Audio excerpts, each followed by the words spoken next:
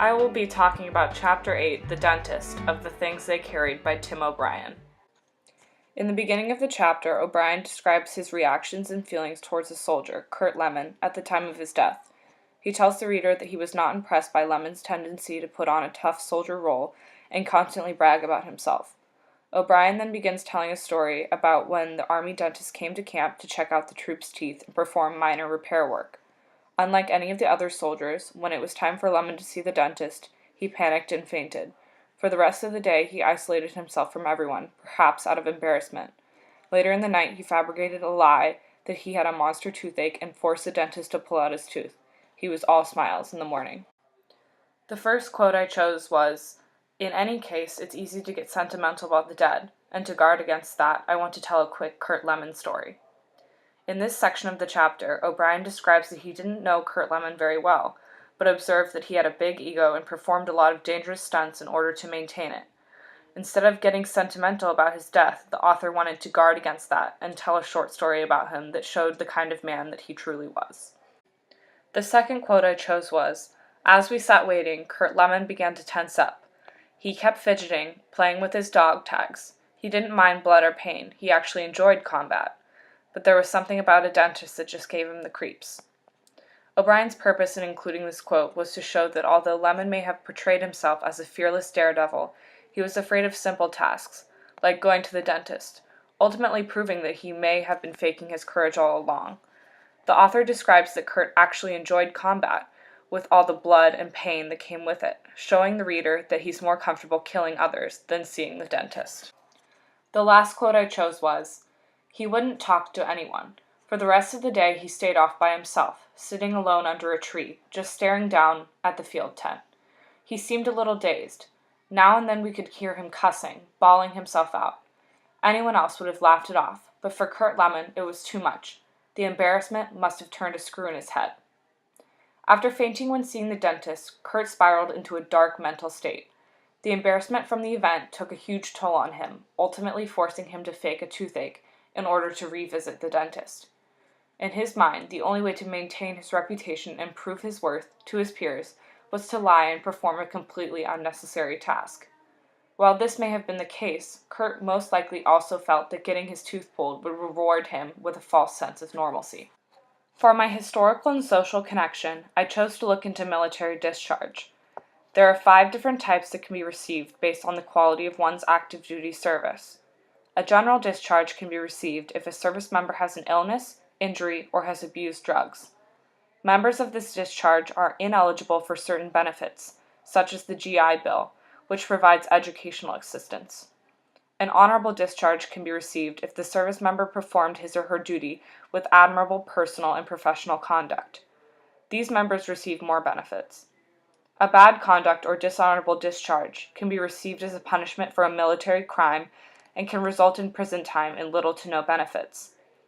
Finally, the OTH discharge can be received when a military member is in trouble with the civilian court system and is the most severe discharge because members are banned from ever re-enlisting into the Army. According to an article by the Washington Post in 1977, President Carter authorized the Pentagon to consider upgrading 432,530 undesirable and general discharges given to Vietnam War veterans for desertion, drug abuse, and other charges.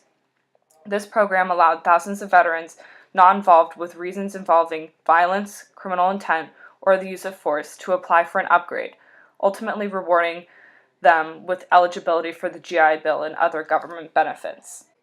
During the Vietnam War, many soldiers attempted to request for leave, reassignment, or discharge. However, most cases were denied.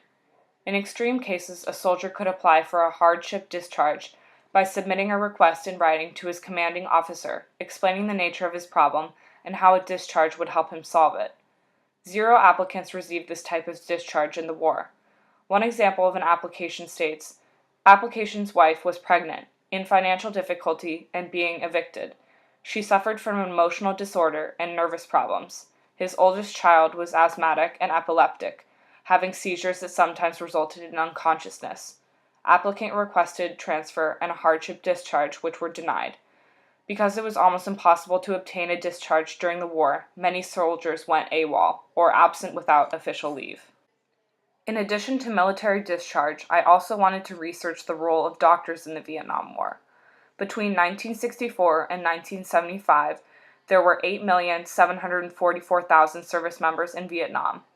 Although most nurses volunteered, many doctors were drafted to Vietnam after completing medical school. The average age of nurses in the Vietnam War was 23, and 65% had less than 2 years of nursing experience. 21% of nurses were male, and the Vietnam War was the first war in which male nurses served as officers in the Army Nurse Corps. Nurses typically worked 12 hours a day, 6 days a week, though emergency situations could force them to work through the night. In addition to treating soldiers' wounds in the Vietnam War, many doctors were assigned to the Medical Civic Action Program, MedCap, where they dispensed medications and immunizations to the indigenous population.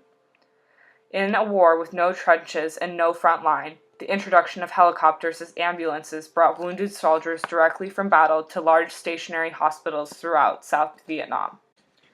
The first big idea I unpacked in this chapter was, why do we carry out normal acts when we know we are going to die anyway? The Things They Carried is a story about war, where soldiers fight an enemy and face the possibility of death. In Chapter 8, a dentist is helicoptered into camp to perform checkups on the soldiers. O'Brien describes that the dentist himself had bad breath, but lectured them on oral hygiene, which seems to be a little ironic. This chapter hints at existential behavior, where one might ask what was the purpose of having a dentist at the camp, when many of the soldiers were expected to die anyway. Perhaps the dentist was a sign of hope for the soldiers, that one day they might return home. The second big idea I looked at in this chapter was, do people actually have courage, or are they all faking it? In this chapter, O'Brien tries to show the reader what kind of person Kurt Lemon truly is. One can infer from the text that he is obsessed with what others think of him.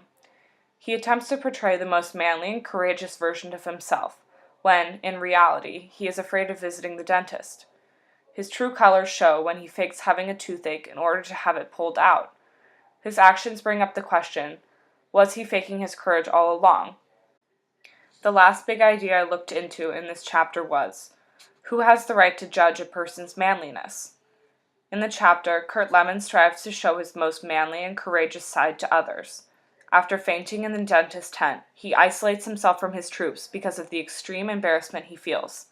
O'Brien says, anyone else would have laughed it off, but for Kurt Lemon it was too much. I believe any one person is the true judge of their own manliness or bravery, because they are the only one that can portray that to others. Kurt's peers were genuinely concerned for his health after he fainted, not the measurement of his manliness. The literary device that I analyzed in this chapter is a paradox, or a statement that is seemingly contradictory but often has an underlying truth. Its purpose is to encourage the reader to think about the message of the statement and to see it in a new way. An example of this in the text is, when Kurt Lemon was killed, I found it hard to mourn. O'Brien included this statement in the text to force readers to wonder why he found it hard to mourn Kurt Lemon's death, and to pay closer attention when reading to find the answer. Throughout the chapter, O'Brien uses a slightly accusatory, but more colloquial tone to express his feelings and opinions of Kurt Lemon's character. He uses phrases like, not impressive, guard against, and quick Kurt Lemon story to express this. The first vocab word, rocket pocket, is defined as an area where the enemy sometimes placed rockets to launch attacks. It is mentioned in the text in the line, in February we were working on an area of operations called the rocket pocket. The second vocab word, AO, or area of operations, is defined as an operational area defined by the force commander for land, air, and naval forces, conduct of combat, and non-combat activities. It is mentioned in the text in the line, the AO lay along the southern China Sea, where things had the feel of a resort, with white beaches and palm trees, and friendly little villages. The third vocab word, sadism, is defined as the tendency to derive pleasure, especially sexual gratification, from inflicting pain, humiliation, or suffering on others. It is mentioned in the text in the line, back in high school, he'd had a couple of bad experiences with dentists. Real sadism, he'd said. Torture chamber stuff. Check for understanding. What is the name of the soldier that O'Brien is describing?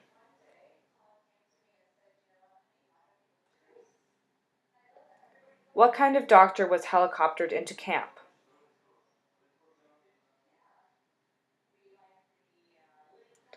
What is one of the big ideas of this chapter?